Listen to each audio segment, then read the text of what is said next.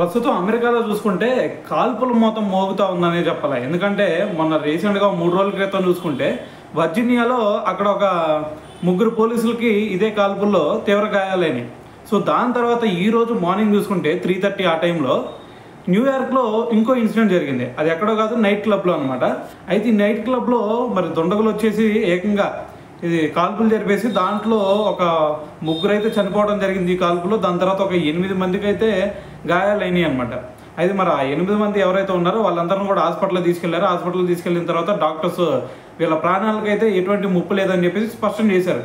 అయితే మరి అసలు ఎందుకు జరిగినాయి అంటే ఇక్కడ ఒక చిన్న గొడవ చినికి అది పెద్దదిగా మారిపోయి అది తుపాకులతో కాల్చుకునే విధంగా వెళ్ళిపోయింది అనమాట. సో అయితే మరి దీని గురించి ఇంకా ఎవరిని కూడా నిందితులు ఎవరు అనేది ఇంకా పసిగట్టలేదు. దాని తర్వాత ఒక తుపాకీ అయితే మరి స్వాధీనం చేసుకున్నారనమాట పోలీసులు. సో మరి ఇప్పటి వరకు ఎవరినైతే అదుపులో తీసుకోలేదు. దాని తర్వాత దీని గురించి మరి దర్యాప్తు చేపడుతున్నామని చెప్పేసి పోలీసులు అయితే చెప్పడం జరిగిందనమాట.